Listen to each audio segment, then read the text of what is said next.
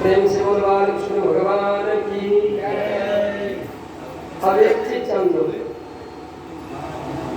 सौवरी महात्मा ने जैसे ही महाराज मानधाता से कहा कि आप अपनी एक पुत्री हमें दे दो, अभी विचार करने का विषय है कि पूर्ण वृद्धावस्था को प्राप्त होना व्यक्ति अब विवाह की अभिलाषा रखता है। हमारे एक पद्य पढ़ा था कि कभी गाते वाते नहीं टाइम कम रहता है, और उसमें बहुत सच्चाई लिखी है। ब्याह की चाह उठे मन माही 18 20 25 लोग कीजे, 30 भय पर खीस भय 40 50 के नाम ले लीजिए, और 60 वर्ष पर मन ललचाए तो उतारी के झूठा का पानी।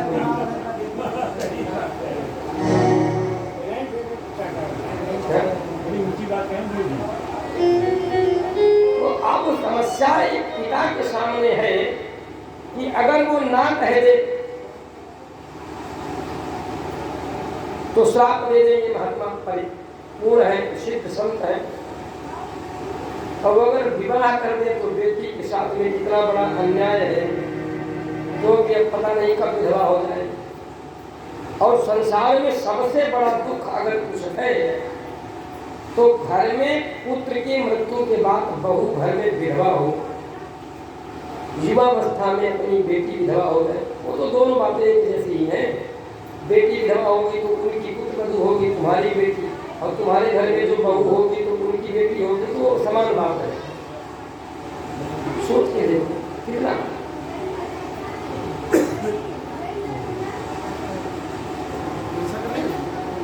अब मानधाता जी विचार करते हैं क्या करें, ना करे तो भी श्राप, और हाँ करे तो बेटी के साथ अन्याय। महात्मा जी ने बीच की महात्मा मानधाता जी ने एक बीच की बात निकाली, और वो बीच की बात ये है कि विवाह एक होता था, कन्या वर्ण करती थी पति का। हे महात्मन, आप हमारे भवन में चले जाओ, भवन में जाओ, और भवन में हमारी 50 बेटियां हैं, और 50 पुत्रियों में जो पुत्री आपको वर्ण कर लेगी हम उसके साथ आपका विवाह कर देंगे। विष्णु पुराण में लिखा है संसार में किसी भी व्यक्ति का मनोरथ कभी पूर्ण नहीं हो सकता, क्योंकि ये नवीन होते हैं।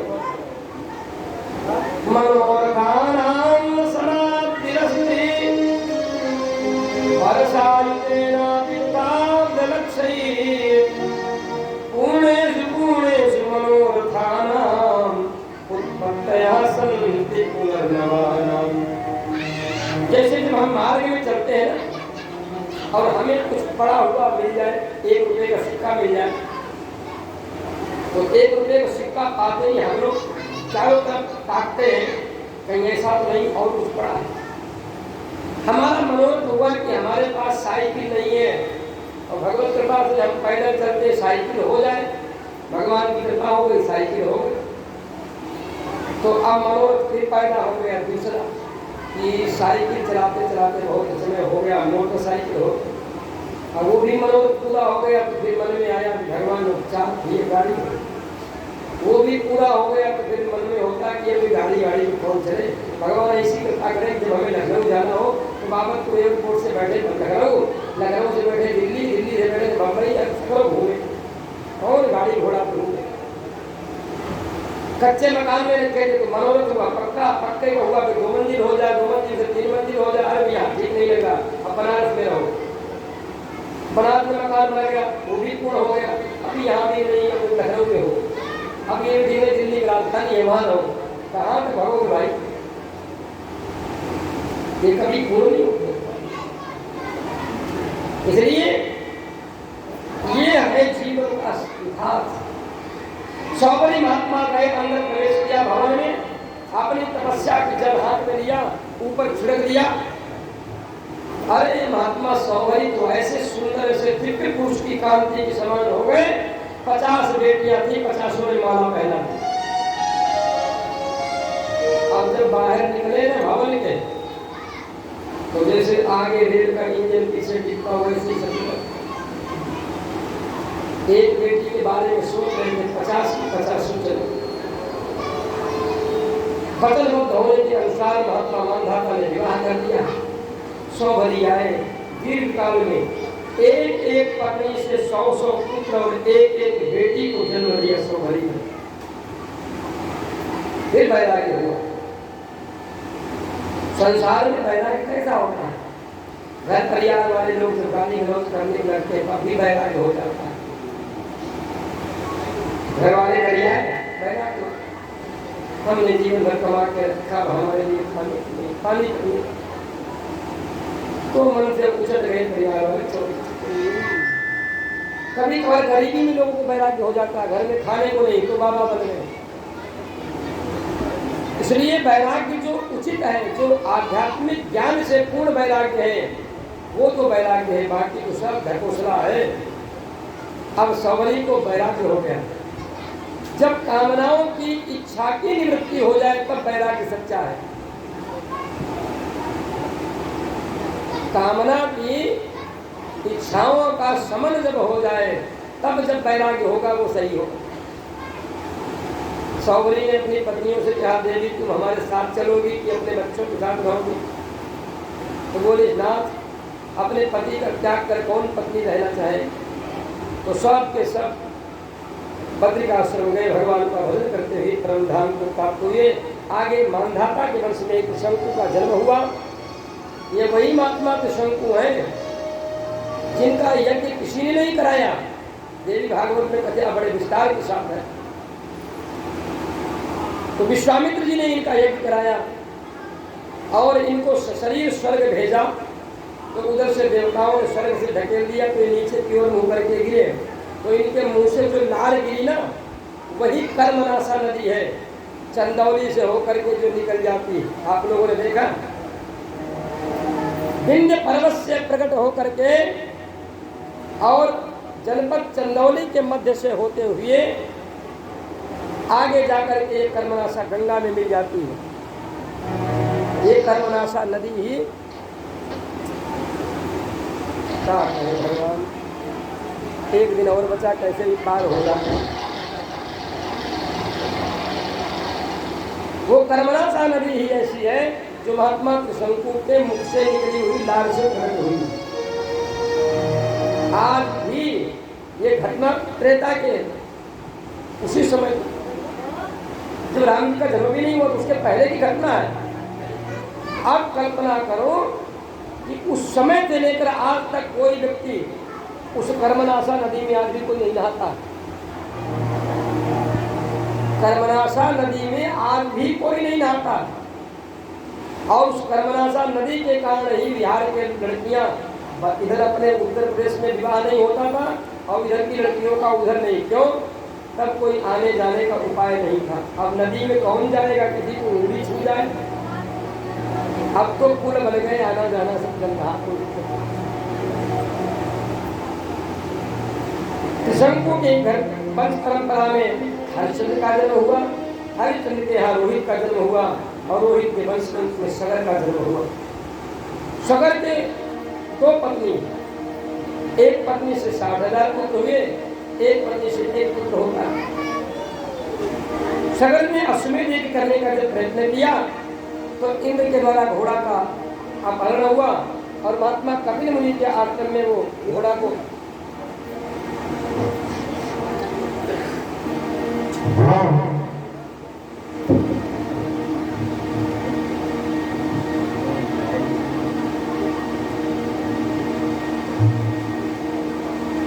श्री हरे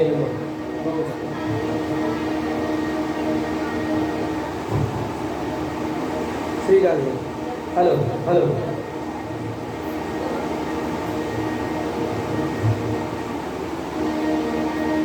प्रश्न करते हुए हेलो श्री राधे। हेलो, चलो आज का दिन बीते जाएंगे। सगर के उस यज्ञ उनका अश्व इंद्र चुरा लेते, कभी इधर कर दिया कभी उधर कर दिया। बेटा खोज लाता एक बार उस अश्व को चुराया और महात्मा कपिल मुनि के आश्रम में बांधा। क्या करें बताओ? हम कुछ मंत्र पढ़ते हैं का जो है तो सामने हम छूते भी नहीं। अरे हेलो हेलो हेलो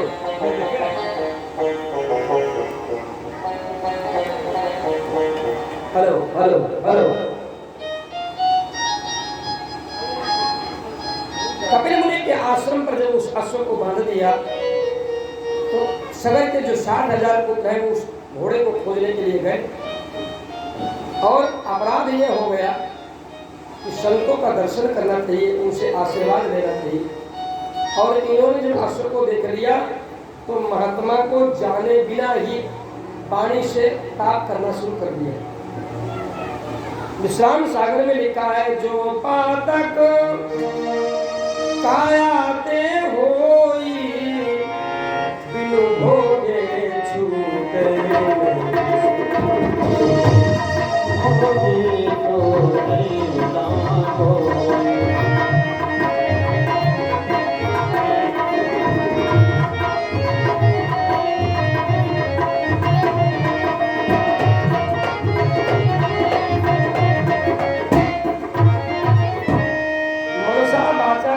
जो भी पाप होगा वो भोगना ही पड़ेगा।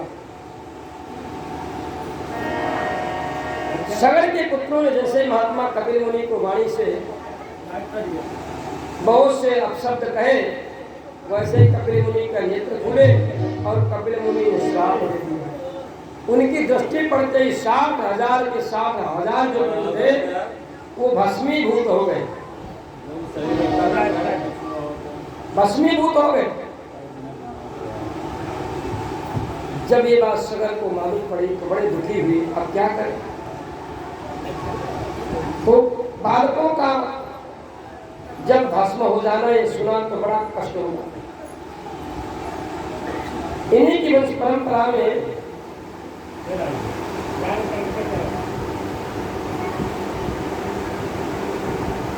पुराण पुरुषोत्तम भगवान कपिल मुनि के पास में जब सगर गए उनसे प्रार्थना की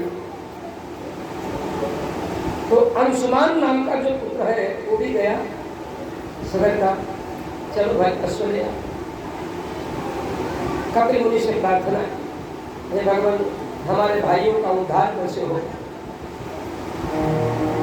कपिल मुनि का बेटा, जिस प्रकार तुम विनम्र भाव से आए ऐसे ही तुम्हारे यदि भाई भी आए होते तो तुम्हारे पिता के यज्ञ में इतना विलंब भी नहीं होता और उनकी मृत्यु भी नहीं होती। तुम ये अश्व ले जाओ और अपने भाइयों के उद्धार के लिए तुम भगवती गंगा को ले आओ। अभी भगवती गंगा का आनयन हो गया, तुम्हारे समय उद्धार हो जाए। तो अंशुमान से तपस्ते में पिताजी का यज्ञ पूर्ण हो गया। पिताजी यज्ञ पूरा के बाद में अपने पत्नी के साथ बल किया, अंशुमान राजा बने। तो अंशुमान ने राज्य संचालन करने के बाद अपने भाइयों के उद्धार के लिए और अपने भगवती गंगा के आनयन के लिए प्रयत्न करना शुरू किया। तो अंशुमान से तपस्ते पे गंगानयन कामया कालम महांतम नाशक्नो तथा काले वो गंगा आनयन के लिए तपस्या करते हैं, लेकिन काल की गति है, उनका शरीर पूरा हो गया तो भगवती गंगा को प्रसन्न न कर सके, नहीं ला। अंशुमान के मृत्यु के उपरांत उनके पुत्र दिलीप हुए। दिलीप के भी कोई संतान नहीं थी। वशिष्ठ जी की कृपा से कामधेनु मैया की सेवा करते करते उनको पुत्र रत्न की प्राप्ति हुई और जब पुत्र हो गया तब उन्होंने भी अपने पिता की तरह गंगा को लाने का प्रयत्न किया और वो भी काल कवलित हो गए तो गंगा जी का आगमन नहीं हो पाया।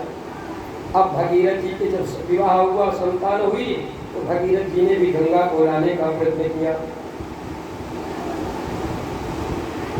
जब भगीरथ जी ने तब किया, इसीलिए लोग कहते हैं तुम्हारा जो काम है ये बड़ा भागीरथ चीज है। भगीरथ की लोग मिसाल देते हैं कि उन्होंने जब तक गंगा को प्राप्त नहीं कर लिया तब तक तपनीर बंद किया। इसीलिए जब भी कोई व्यक्ति विशिष्ट कर्म करता है समाज में, ऐसा कर्म जो दीर्घ काल तक चलता रहे समान, तो कहते हैं तुम्हारा बड़ा भगीरथी प्रयास है।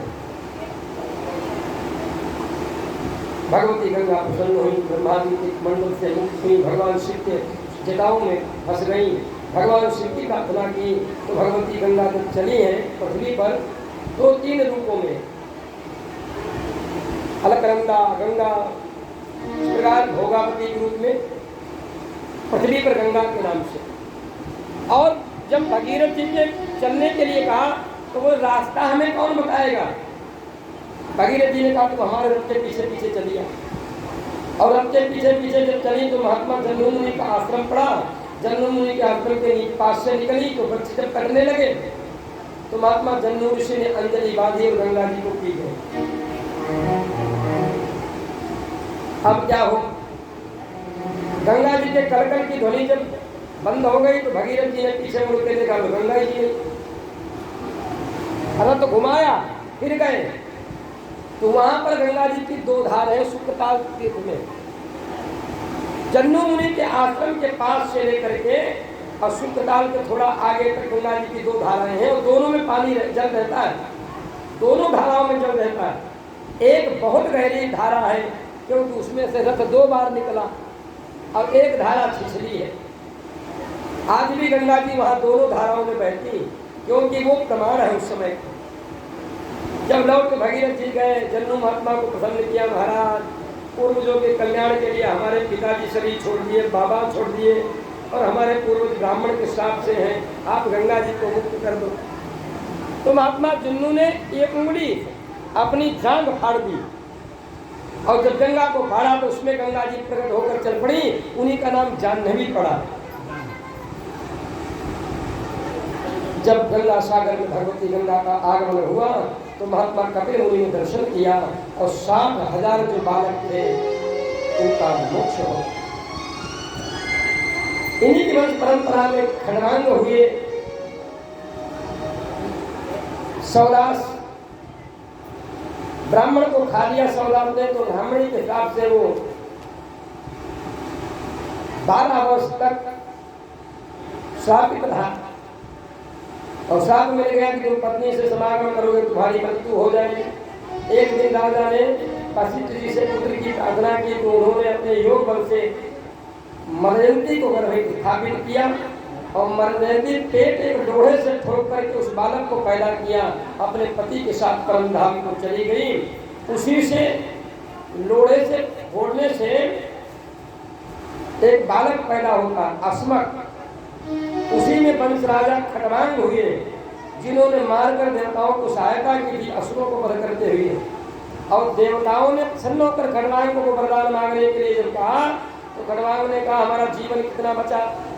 देवताओं ने कहा बस तुम्हारी आयु थोड़ी बची है, केवल 1 मुहूर्त की। खटवांग ने एक ही मुहूर्त में भगवान का भजन करते करते अपना उद्धार कर लिया। ज्यादा जीकर भी क्या फायदा? खडवांगो दीर्घबाहुश्च रघुस्तस्मात् प्रतुस्रवः अजत्ततो महाराज ततो दशरथस्मात्। खडवांग के दीर्घबाहु के रघु के अज के महाराज दशरथ के 4 पुत्र हुए, राम लक्ष्मण भरत शत्रुघ्न। इन चारों भाइयों को भी 2 पुत्र हुए। राम के लवकुश, भरत के पुष्कर और दक्ष, अंगद जी के लक्ष्मण के शूरसेन और सुबाहु, ये शत्रुघ्न के पुत्र हैं। इनकी तो मंगलमयी कथा को आप लोग विस्तार से जानते ही हो। भगवान राम का जब जन्म होता है तो अवधपुरी का मंगल उत्सव कितना आनंदित थे तो अनुभव करने से भी परे की बात है। मम धामदापुरी दीपाल, ये सरजू जो है ना, ये कहाँ से प्रकट है? इसका उद्गम स्थान मालूम है? गोंडा के पास में कौन सा जिला है? बहराइच है और एक और है वो जिला।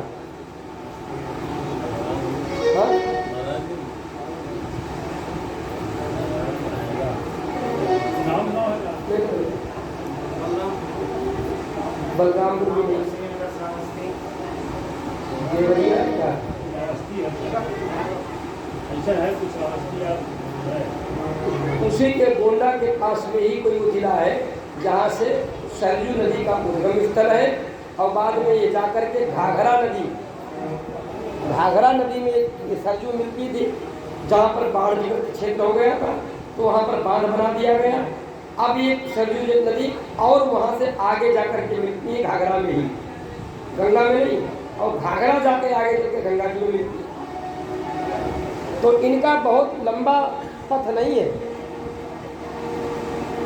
लेकिन भगवान की धामदापुरी अमरपुरी के पास में बहने के कारण सरयू का इतना बड़ा महात्म्य है कि पूछिए। उत्तर दिशा सरयू पावन,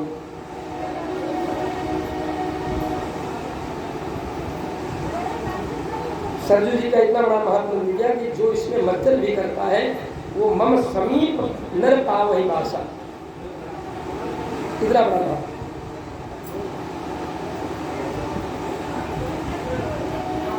भगवान राम ने जब दशरथ के यहाँ जन्म लिया तो उसके पीछे भी कहानी है कि वो यज्ञ कराए वशिष्ठ जी के द्वारा श्रृंगी ऋषि के माध्यम से, उसमें चरु पैदा हुआ।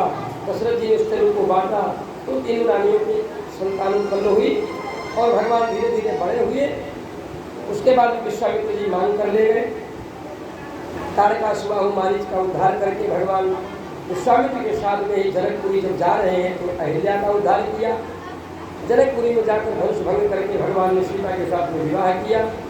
अवधपुरी जब लौट कर आए, परशुराम लक्ष्मण संवाद की कथा हुई, सब अवधपुरी आए। और उसके बाद में जब राज्याभिषेक की तैयारियां होने लगी तो मैया कहते ही कि वरदान के फलस्वरूप भगवान वन पधारे और केवल संवाद हुआ। प्रयागराज में आए, संत महात्माओं से मिले, फिर आगे बढ़ते हुए चित्रकूट गए। भरत जी महाराज ने यहाँ से आकर भगवान को मनाने के लिए गए। भरत जी खड़ाऊ लेकर के आए, राजगद्दी पर थी, वो उसे राज्य संचालित होता था। राम ने आकर बढ़कर के सुग्रीव से मैत्री करके वादी का उद्धार करते हुए भगवान सीता हरण जब हो गया तो आगे भगवान ने सुप्रगाएं त्याग किए, लक्ष्मण ने नाक कान काटे। फिर सुग्रीव से मैत्री हुई, आगे समुद्र के किनारे जाकर सीतान्वेषण हुआ, समुद्र पर पुल बना और लंका विजय हुई। वापस आने पर राम राज्याभिषेक हुआ और एक रजक के द्वारा सीता के विषय की जब चर्चा नगर में बढ़ गई कि ये ब्राह्मण के यहाँ रह करके आई, इनका चरित्र कैसे है, तो राम जी ने सीता का परित्याग किया और वो गंगा के किनारे महात्मा वाल्मीकि मुनि के आश्रम में रही। और वो स्थान हमारे यहाँ है, सीतामढ़ी नहीं है। सीतामढ़ी लोग कहते हैं, सीतामढ़ी का वो जब उन्नाव से हरदोई मार्ग पर जाओगे तो ये लखनऊ से सीधा रास्ता जाता है गंगा जी के किनारे। वहाँ पर सब कुछ पूरे प्रमाण है, पौराणिक प्रमाण के साथ में। सीतामढ़ी का पौराणिक प्रमाण नहीं है, सीतामढ़ी का पौराणिक प्रमाण नहीं है, क्योंकि महात्मा वाल्मीकि मुनि के आश्रम तो कई जगह थे, पर जिस आश्रम में वो महात्मा रहे वहाँ तो गंगा जी का भी सानिध्य का वर्णन है। और सीतामढ़ी में गंगा जी है क्या? सीतामढ़ी में गंगा जी है? कितना दूरी है?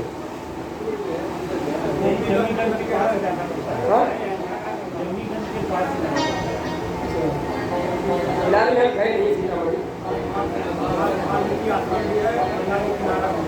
अच्छा, लेकिन पौराणिक वहाँ पर शिलालेख इत्यादि सब वहीं लगे हुए हैं बहुत।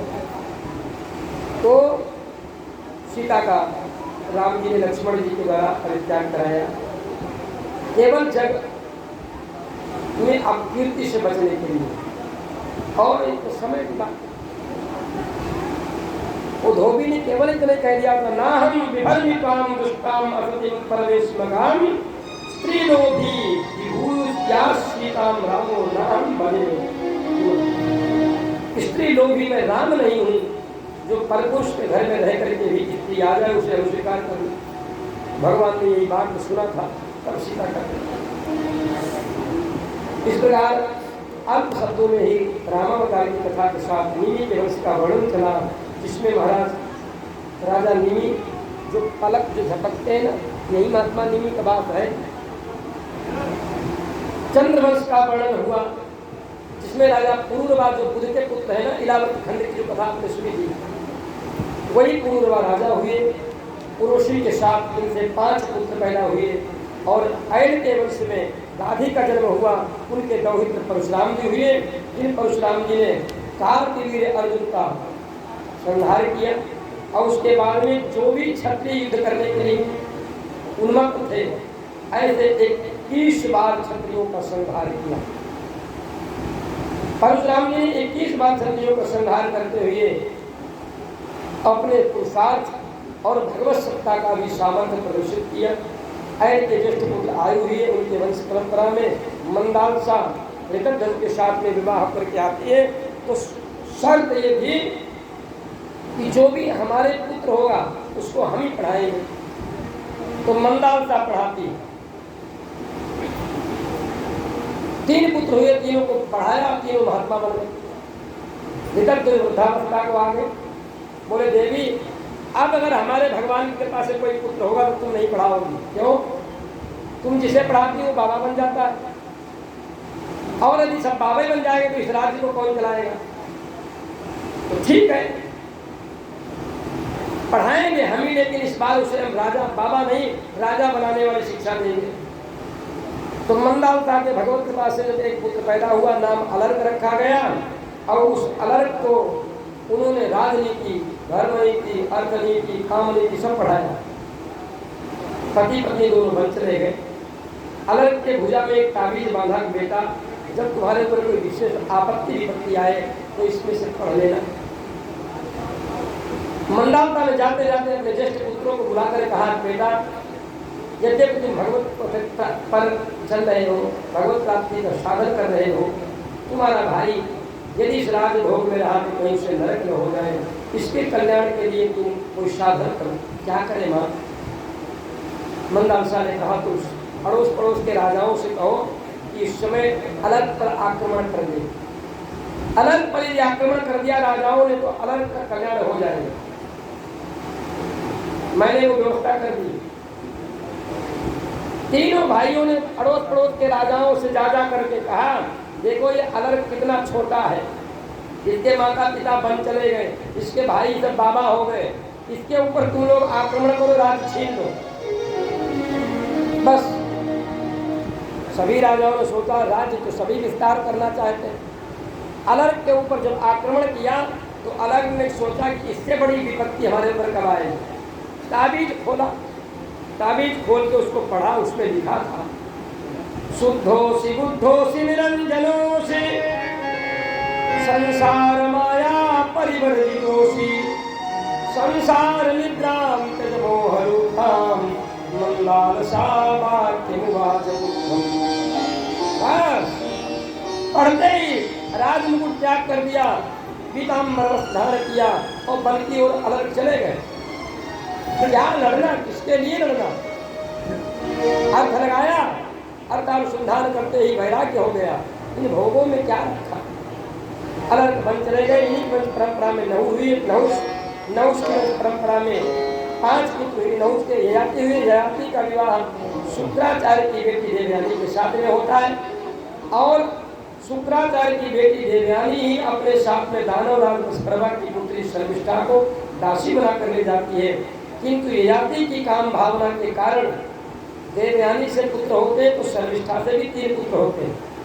अनुदूय, दुर्वसु, यदु और कुरु नाम के 5 पुत्र हुए ययाति के।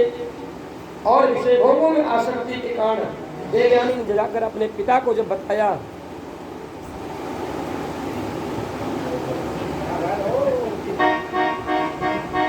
देवयानी ने अपने पिता को जाकर जब बताया तो शुक्राचार्य ने श्राप दे दिया कि तुमको बुढ़ापा आ जाए, जब बूढ़े हो जाओ काम भावना तुम्हारी खत्म हो जाए।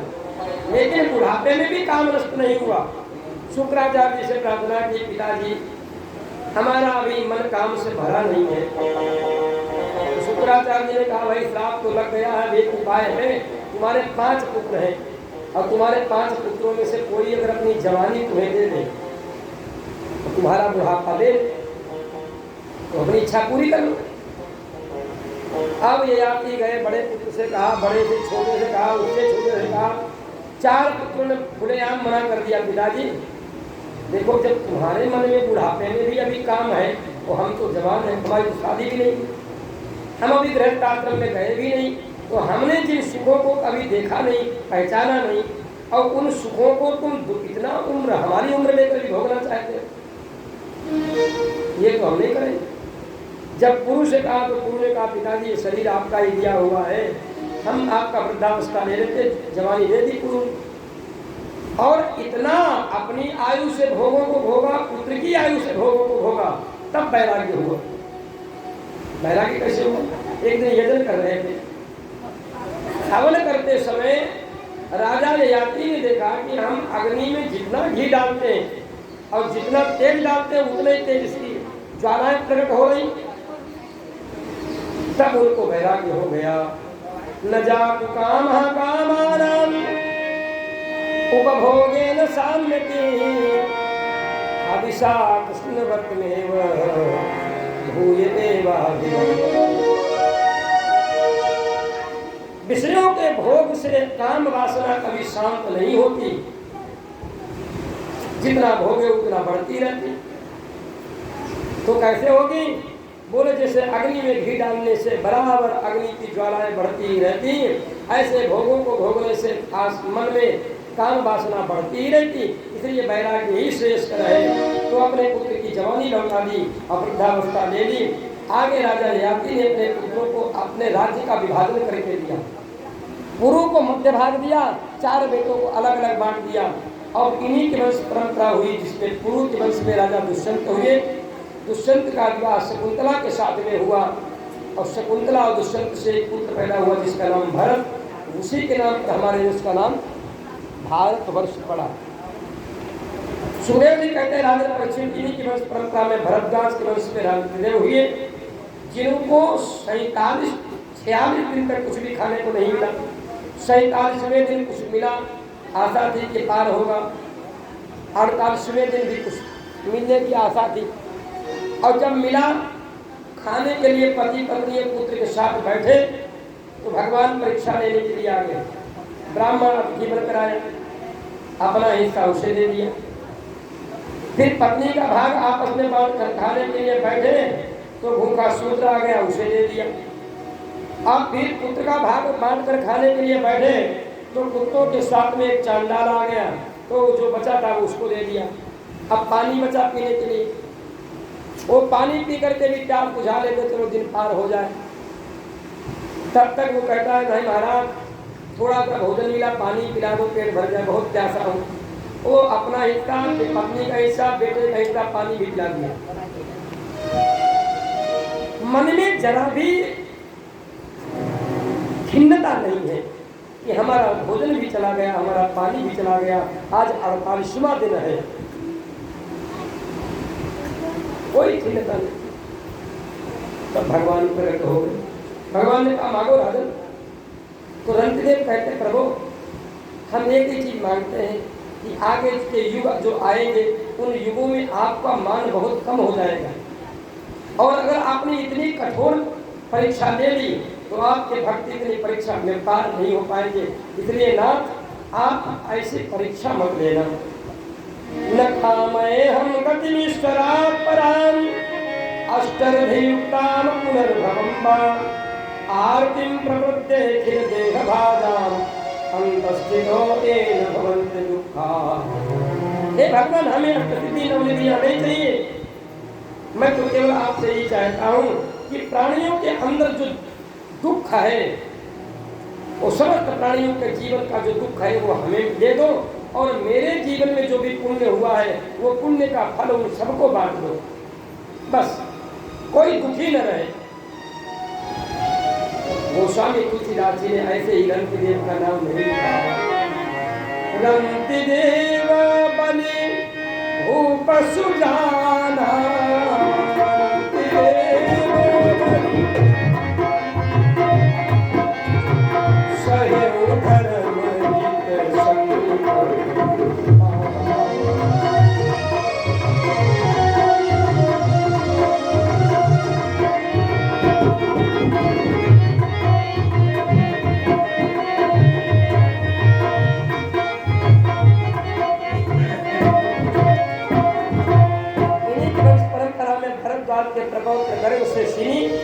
महावीर के पुत्र दुर्भिक्ष है, बृहस्पति के पुत्र हस्ती, हस्ती ने जिन्होंने हस्तिनापुर नगर बसाया,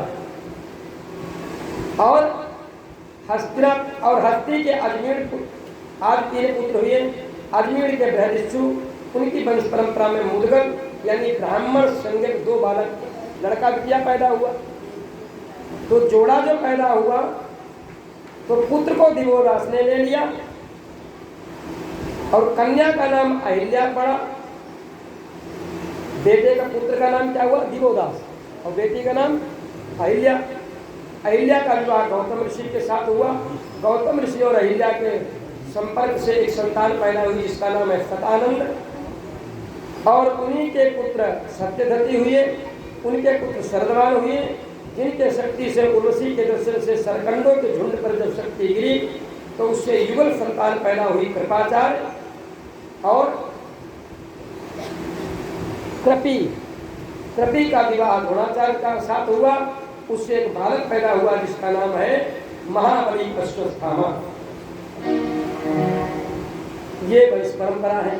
दिवोदास के वंश परंपरा में जरासंध का प्राकट्य हुआ, जरासंध के पुत्र का नाम सहदेव हुआ, और इसी परंपरा में कलयुग में ये विधि का निषेध किया गया जिसे अश्वालंबम गवालंबम संन्यासम फलपैतृकम देवराजौ सुतौ पत्तैः कलौ पंच विवर्धयेत्। कलयुग में 5 विधियों